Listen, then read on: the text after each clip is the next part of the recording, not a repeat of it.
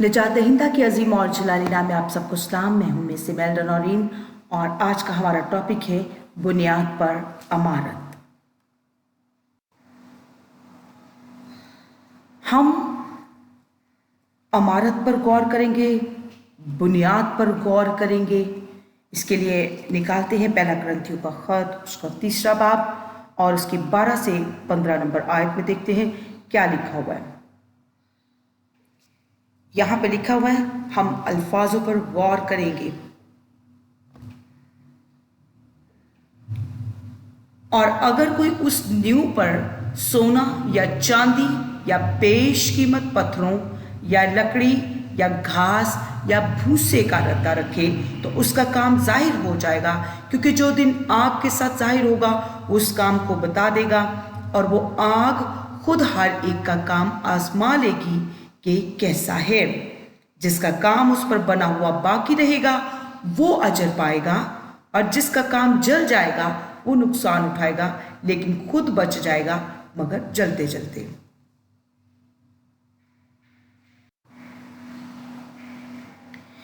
यहां पर हम गौर करेंगे, कुछ धातों का जिक्र है, कीमती धातों का, पत्थरों का और फिर लकड़ी, घास या भूसे का।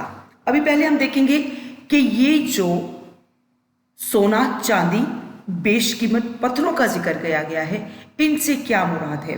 गौर कीजिएगा इस हवाले में कि क्या कहा जा रहा है।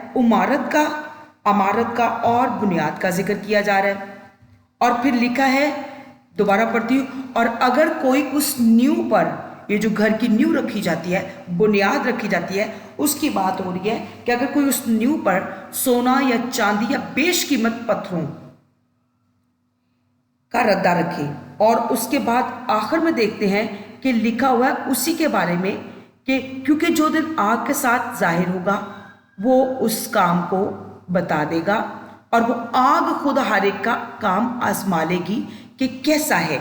अभी हमने मुराद देखनी है कि कीमती धातु और पत्थर से क्या मुराद है। हम देखते हैं कि आग का जिक्र है और आग में सोना या चांदी या पत्थर डालें तो आग में सोना डालते हैं, पिघलता जरूर है लेकिन वो फिर भी सोना ही रहता है, वो बदल के कुछ और नहीं बन जाता। चांदी को पिघलाते हैं तो चांदी ही रहती है, बदल के कुछ और नहीं। इससे मुराद सॉलिडनेस है, मजबूती है, कि जिसका काम मजबूती से बना हुआ, यानी कि सोने की मानत या चांदी की मानत या कीमती पत्थरों की मानत, जिसका काम मजबूत है वो काम कायम रहेगा आग में आजमाए जाने के बावजूद भी, और जिसका काम आग से आजमाए जाने के बावजूद भी कायम रहेगा, लिखा हुआ उसके बारे में कि वो अजर पाएगा। अब हम आगे देखें कि मुर्दा काम वो कौन से हैं। बेशकीमत सोना, चांदी, बेशकीमत पत्थरों, उसके आगे जिक्र है या लकड़ी या घास या भूसे का रद्दा रखे। अब इस आयत में दो तरह के हम जिक्र देख रहे हैं, एक तो सॉलिड जो है उनके बारे में, एक जो सॉलिड नहीं है, एक जो मजबूत है और एक जो गैर मजबूत है। अब सोना चांदी तो आग में तपाए गए, आजमाए गए, वो सोना ही रहे, वो कायम रहे। जबकि हम देखते हैं अगर लकड़ी या घास या भूसे को आग में रखा जाए तो क्या वो कायम रहती है? हरगिज नहीं, वो जलकर राख हो जाती है। तो जिस दिन लिखा हुआ है, क्योंकि जो दिन आग के साथ जाहिर होगा उस काम को बता देगा और वो आग खुद हर एक का काम आजमा लेगी कि कैसा है। अब हमने देखना है ये है कि ये जो घास, भूसे या रद्दा का काम है वो क्या है, वो उस आग से जल जाएगा। लिखा है जिसका काम उस पर बना हुआ बाकी रहेगा वो अजर पाएगा और जिसका काम जल जाएगा वो नुकसान उठाएगा लेकिन खुद बच जाएगा मगर जलते जलते। ये ईमानदारों के बारे में बात हो रही है कि ईमानदार किस तरह का काम कर रहा है। क्या वो सोने या चांदी या बेशकीमत पत्थरों की मजबूती जैसा काम कर रहा है या कि नखालस काम कर रहा है, लकड़ी, घास या भूसे जैसा जो कि जो कायम नहीं रहेगा। ये जो लकड़ी, घास, सोना, चांदी, बेशकीमत पत्थर या लकड़ी, घास या भूसा, ये सब अलामतें हैं। इस्तारे इस्तेमाल किए गए, अलामती मंजर कशी की गई है इनकी, किसको बताने के लिए? एक ईमानदार के किए गए काम को बताने के लिए। एक ईमानदार ने जिस इमारत पे जिस तरह का काम किया है उसको बताने के लिए। फिर हम गौर करते हैं पहला कुरिन्थियों उसका 3 बाब उसकी 10 से 11 नंबर आयत में क्या लिखा है। पौलुस रसूल यहाँ पे क्या फरमाता है। अभी हम इमारत पर गौर कर रहे हैं और इमारत और बुनियाद इन्हीं पे हमारा फोकस रहेगा। मैंने उस तौफीक के मुआफिक जो खुदा ने मुझे बख्शी दाना में मार की तरह नींव रखी। पौलुस रसूल क्या कह रहा है? वो अपने बारे में बता रहा है कि उसने जिस इमारत की नींव उठाई है वो कैसी उठाई है। वो कह रहा है मैंने उस तौफीक के मुआफिक जो खुदा ने मुझे बख्शी है। ये तौफीक उसको किसने बख्शी है? खुदा ने बख्शी है। और उसने उस तौफीक के मुआफिक जो खुदा ने उसको बख्शी है दाना में मार की तरह नींव रखी है। और आगे लिखा है और दूसरा उस पर इमारत उठाता है। दूसरा कौन है? वो भी उसके साथ उसके बराबर का उसका खुदा का खादम, वो जो है वो उस पर क्या है? उसके लगाए हुए बीज पर, उसकी रखी हुई नींव पर क्या है? इमारत उठा रहा है। अब क्या कह रहे हैं? मैंने उस तौफीक के मुआफिक जो खुदा ने मुझे बख्शी दाना में मार की तरह नींव रखी और दूसरा उस पर इमारत उठाता है। बस हर एक खबरदार है। पौलुस आगे खबरदार कर रहे हैं। ये बड़ी इंपॉर्टेंट चीज है। पौलुस क्यों खबरदार कर रहा है? हर एक खबरदार है कि वो कैसी इमारत उठाता है। खबरदार रहना है कि हमारी इमारत सोने चांदी या बेशकीमत पत्थरों जैसी है या हमारी इमारत लकड़ी, घास फूस या रद्दे जैसी है। क्यों? इसलिए खबरदार कर रहा है कि वो दिन जो आग के साथ जाहिर होगा, अगर आग में आजमाया गया तो क्या वो घास फूस की तरह निकलेगा या सोने चांदी की तरह? अगर तो सोने चांदी वाला हुआ तो कायम रहेगा और अजर पाएगा, और अगर घास फूस की तरह हुआ तो जल जाएगा। लिखा है आगे 11वीं आयत में, क्योंकि सिवा उस नींव के जो पड़ी हुई है और वो यीशु मसीह है, कोई शख्स दूसरी नहीं रख सकता। हमारी नींव कौन है? यीशु मसीह है। हमने यीशु मसीह जो कि हमारी नींव है, उसी पर एक ईमानदार ने एक इमारत को खड़ा करना होता है। आगे हम पौलुस रसूल ने ये बात क्यों लिखी? वो खबरदार भी कर रहा है, फिर वो इन इस्तारों का भी इस्तेमाल कर रहा है, ये धातों का और फिर लकड़ी, चांदी और भूसे का, और फिर आग के बारे में भी बता। देखेंगे हम 2 तीमुथियुस उसका 2 बाब और उसके 18 से 19 नंबर आयत में, वहां पे क्या लिखा हुआ है। 2 तीमुथियुस 2 बाब 18 से 19 नंबर आयत पे क्या लिखा है। वो ये कहकर कि क़यामत हो चुकी है, हक से गुमराह हो गए। ये भी एक तरह के ईमानदार जो अपने आप को कहते हैं उनके बारे में बात हो रही है। वो पौलुस बताता है कि वो ये कहकर के क़यामत हो चुकी है, हक से गुमराह हो गए हैं। ये भी क्या है? एक तरह के ईमानदार अपने आप को कहलाते हैं। और क्या है? गुमराह हो गए हैं। और आगे क्या कर रहे हैं? बाज का ईमान बिगाड़ते हैं, आगे दूसरों का ईमान भी बिगाड़ रहे हैं। तो भी खुदा की मजबूत बुनियाद कायम रहती है और उस पर यह मुहर है कि खुदावंद अपनों को पहचानता है, और जो कोई खुदावंद का नाम लेता है नारास्ती से बाज रहे। अब ये भी कह खुद को ईमानदार रहे हैं, लेकिन क्या उनके बारे में लिखा है? वो ये कह करके क़यामत हो चुकी है, हक से गुमराह हो गए हैं और बाज का ईमान बिगाड़ते हैं। इसका मतलब है कि ये खुद भी मजबूत बुनियाद वाले खादम नहीं है, इसीलिए तो गुमराह हो गए। उनके अंदर मजबूती नहीं है, उनके खुदा के साथ रफाकत ही नहीं है, उनका खुदा के साथ मेल मिलाप नहीं, उसके कलाम के साथ मेल मिलाप नहीं है। वो खुदा के कलाम के बारे में जानते नहीं, इसीलिए उनके पास ईमान भी नहीं और वो मजबूत भी नहीं है और वो गुमराह हो गए हैं। और जो गुमराही में वो अपनी अकल के मुताबिक जो वो खुदा का कलाम सुनाते फिर रहे हैं, उसी की बहाव पर वो दूसरों का भी ईमान बिगाड़ रहे हैं। और आगे लिखा है तो भी खुदा की मजबूत बुनियाद कायम रहती है। ये कायम किन में रहती है? उन पर। आगे लिखा है उस पर यह मोहर है कि खुदावंद अपनों को पहचानता है। अब अपने तो खुदावंद के वही है ना जो खुदावंद की रफाकत में रहते हैं, जो खुदावंद के कलाम को पढ़ते हैं, खुदावंद के कलाम को کیوں پڑھتے ہیں؟ کیونکہ ہم خداوند کے بارے میں کھوجتے ہیں، ہم خداوند کے بارے میں جانتے ہیں، ہم خداوند کے قد کے اندازے تک پہنچنے کے لیے ہم خداوند کے کلام کو پڑھتے ہیں۔ تو جو خداوند کے کلام کو پڑھتے ہیں ان کے بارے میں کیا لکھا ہے کہ خداوند اپنوں کو پہچانتا ہے اور ان کے اندر ہی کیا ہے، خدا کی مضبوط بنیاد بھی قائم رہتی ہے۔ یہاں پر بھی دیکھیں ذکر ہے بنیاد کا، یہاں پر سالڈ بنیاد ہے۔ جن کے اندر سالڈ بنیاد ہے، جن کے اندر سونے چاندی جیسی مضبوط بنیاد قائم ہے، ان کو کیا ہے، کیونکہ اندر وہ سالڈ ہے، مضبوط ہے، ان کے اندر ایمان بھی پختہ ہے، ان کو کیا ہے، خداوند پہچانتا ہے۔ اور آگے کیا لکھا ہے، جو کوئی خداوند کا نام لیتا ہے ناراستی سے باز رہے۔ اب یہ جو 18 نمبر آیت میں جن برائے نام ایمانداروں کے بارے میں ہم نے بات پڑھی ہے، اب ان کے چونکہ ایمان ہی مضبوط نہیں، کلام کے ساتھ رفاقت ہی نہیں، رشتہ ہی مضبوط نہیں، کلام کے بارے میں جانتے ہی نہیں ہیں، تو اسی لیے گمراہی کا شکار ہو گئے۔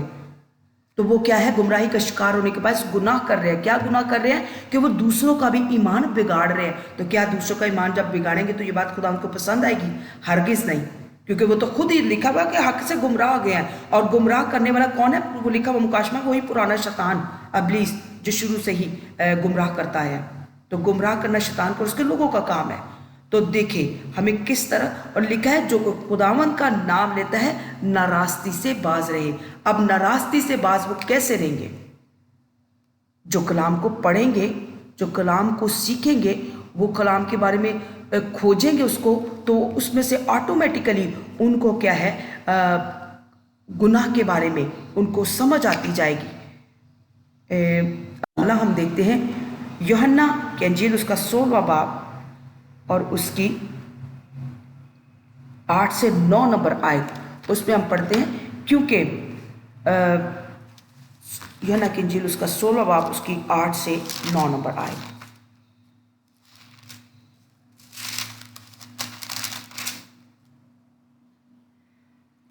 یہاں پر لکھا ہے، اور وہ آ کر دنیا کو گناہ اور راست بازی اور عدالت کے بارے میں قصوروار ٹھہرائے گا۔ اوپر یہ روح القدس کے بارے میں بات کر رہے ہیں کہ یہ کیا ہے، روح القدس آ کر دنیا کو گناہ اور راست بازی اور عدالت کے بارے میں قصوروار ٹھہرائے گا۔ گناہ کے بارے میں اس لیے کہ وہ مجھ پر ایمان نہیں لاتے۔ اب جو ایمان لاتے ہی نہیں ہیں وہ ناراستی کے کام کرتے ہیں، ان کے اندر گناہ کا تخم قائم رہتا ہے، اور وہ کیا ہے، دوسروں کے ایمان کو بھی بگاڑتے ہیں، ان کو حق سے گمراہ کرتے ہیں۔ لیکن جو خدا کے کلام کی رفاقت میں رہتے ہیں، خدا کے کلام کو پڑھتے ہیں، وہ کیا ہے، ان کے حواس جو ہیں وہ نیکی اور بدی میں امتیاز کرنے کے قابل ہو جاتے ہیں۔ اس کے لیے ہم دیکھتے ہیں پہلا یوحنا اس کا پہلا باب اس کی 8 سے 10 نمبر آیت۔ پہلا یوحنا کا خط اس کا پہلا باب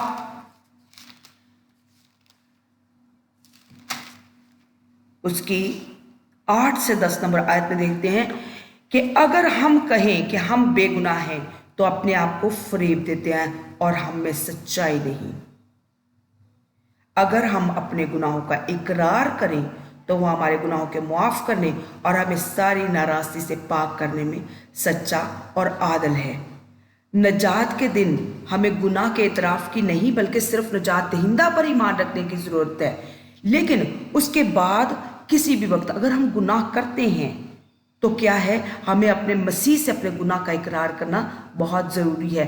کیوں؟ کیونکہ مسیح ہمارا سردار کائن ہے۔ اور یہاں پر ہم دیکھتے ہیں کہ آیت نمبر 8 میں لکھا، اگر ہم کہیں کہ ہم بے گناہ ہیں تو اپنے آپ کو فریب دیتے ہیں اور ہمیں سچائی نہیں۔ اگر اپنے گناہوں کا اقرار کریں تو وہ ہمارے گناہوں کے معاف کرنے اور ہمیں ساری ناراستی سے پاک کرنے میں سچا اور عادل ہے۔ اس سے اوپر والی 5 نمبر آیت میں اگر ہم پڑھیں تو ادھر کیا لکھا ہے، اس سے سن کر جو پیغام ہم تمہیں دیتے ہیں۔ پھر یہاں پہ وہی بات آ گئی کہ رفاقت انہوں نے رکھی ہوئی ہے کلام کے ساتھ۔ کیوں؟ تاکہ، اور جن ایمانداروں کی کلام کے ساتھ رفاقت رہتی ہے وہ کیا ہے، وہ خدا کے کلام کو سیکھتے رہتے ہیں۔ کیونکہ کچھ لوگ گناہ کا کم یا کوئی شعور نہیں رکھتے جب تک کہ وہ خدا کے ساتھ اپنی زندگی گزارنا شروع نہ کر دیں، تب تک وہ کیا ہے، ان کے اندر گناہ کا کم یا زیادہ کوئی شعور نہیں ہوتا۔ لیکن جب کوئی ایماندار روحانی طور پر بڑھتا ہے تو ہی اس کے حواس جو ہے وہ نیکی اور بدی کو سمجھنے کے قابل ہوتے ہیں۔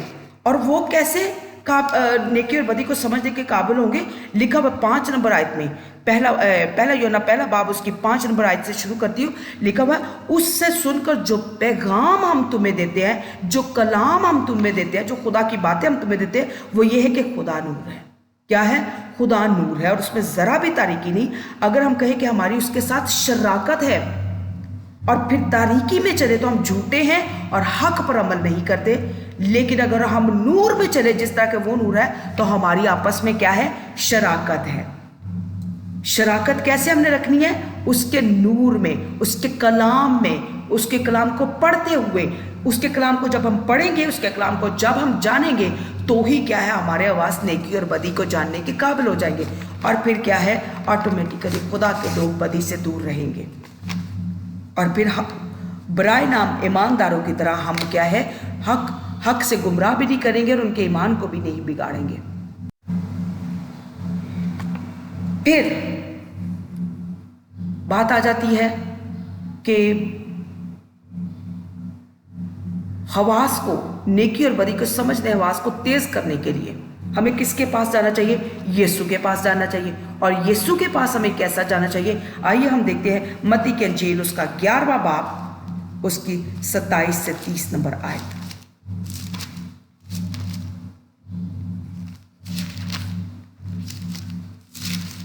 متی کی انجیل اس کا 11واں باب اس کی 27 سے 30 نمبر آیت میں لکھا ہوا ہے، میرے باپ کی طرف سے سب کچھ مجھے سونپا گیا ہے۔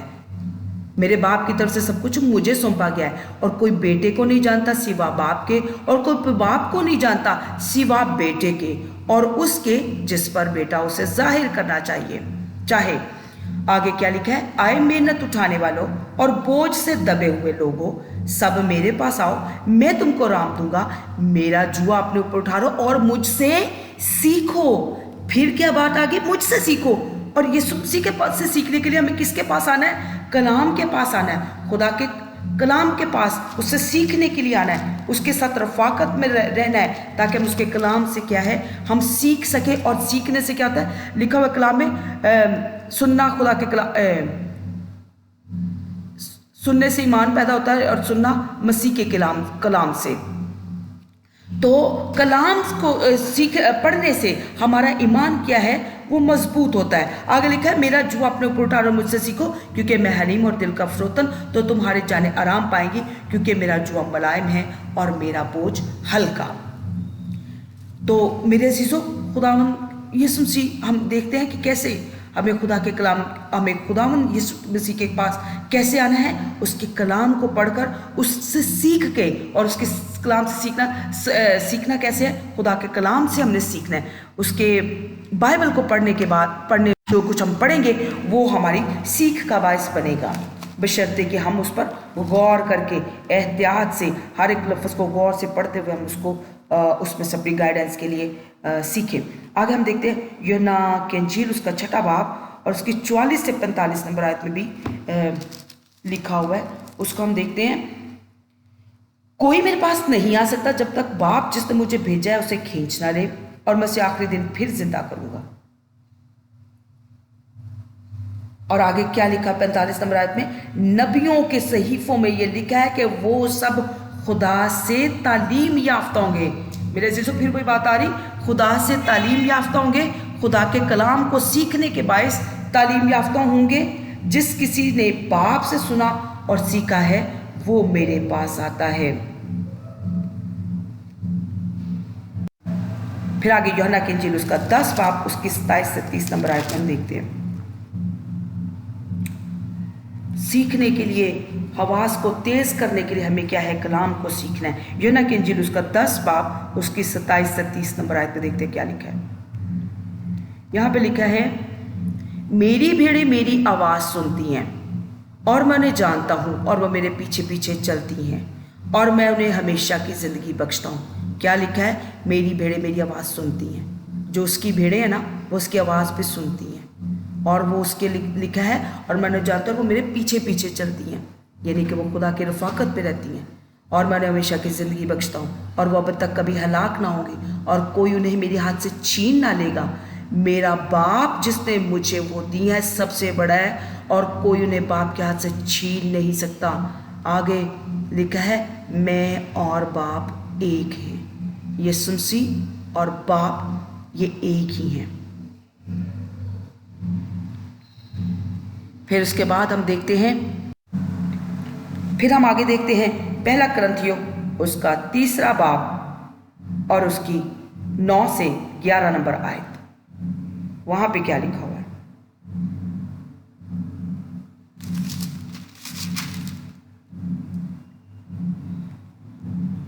क्योंकि हम खुदा के साथ काम करने वाले, तुम खुदा की खेती और खुदा की इमारत हो। बस मैंने उस तौफीक के मुआफिक जो खुदा ने मुझे बख्शी दाना मेमार की तरह नींव रखी और दूसरा उस पर इमारत उठाता है। पास खबरदार रही कि वो कैसी इमारत उठाता है, क्योंकि सिवा उस नींव के जो बड़ी हुई है और वो यीशु मसीह है, कोई शख्स दूसरी नहीं रख सकता। रवायत से ज़्यादा सच्चाई पर मबनी रहने की हमें ज़रूरत है। हमने जो इमारत उठानी है उसके लिए पौलुस रसूल हमें खबरदार कर रहा है कि हर एक खबरदार रहे कि कैसी इमारत उठाता है, क्योंकि वो अपने बारे में बताता है कि मैंने उस तौफीक के मुआफिक जो खुदा ने मुझे बख्शी दाना मेमार की तरह नींव रखी। उसने दानाई के साथ, दानाई का मंबा कौन है? खुदा है। उसने दानाई के साथ दाना मेमार की तरह नींव रखी है। किस तरह से उसने नींव रखी है? शुरू में वो बयान करते हैं उस तौफीक के मुताबिक जो खुदा ने मुझे बख्शी। तो मेरे अजीज़ों, बड़ी आसानी से, बड़े उम्दा तरीके से, बड़े आसान तरीके से हमने कलाम मुक़द्दस में से सीखा है कि हमने किस तरह से इमारत खड़ी करनी है। वो इमारत किस तरह की हो? सॉलिड हो, ना कि घास फूस या रद्दे वाली, जो कि जिसका कोई अजर नहीं है। मुर्दा काम हमारे अंदर नहीं होने चाहिए, बल्कि हमें ऐसा ईमानदार जो खुदा के साथ कलाम के साथ चलता चलता पुख्ता हो गया, जिसके हवास पुख्ता हो गया नेकी और बदी में इम्तियाज़ करने के, और फिर आगे वो इन्हीं के भाव पर वो जो इमारतें खड़ी करता जाएगा यीशु मसीह पर, जो इमारत वो यीशु मसीह पर खड़ी करेगा वो सॉलिड होगी।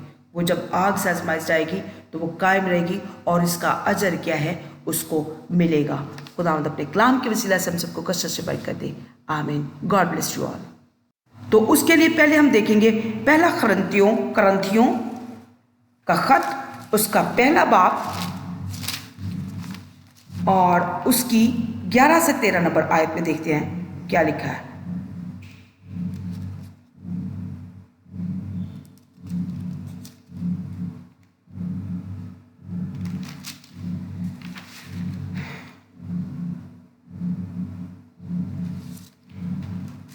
पहला करंथियों का खत पहला बाब और उसकी 11 से 13 नंबर आयत में यहाँ पर क्यों हमें रवायत से ज़्यादा सच्चाई पर फोकस करने की तलकीन की गई है। लिखा हुआ क्योंकि आए भाइयों, तुम्हारी निस्बत मुझे खलोए के घर वालों से मालूम हुआ कि तुम में झगड़े हो रहे हैं। क्या हो रहा है जी? झगड़े हो रहे हैं। क्यों हो रहे हैं? मेरा मतलब ये है कि तुम में से कोई तो अपने आप को पलूस का कहता है, कोई अपलूस का, कोई कैफा का और कोई मसीह का। क्या मसीह बट गया? क्या पौलुस तुम्हारी खातिर मसलूब हुआ है या तुमने पौलुस के नाम पर बपतिस्मा लिया?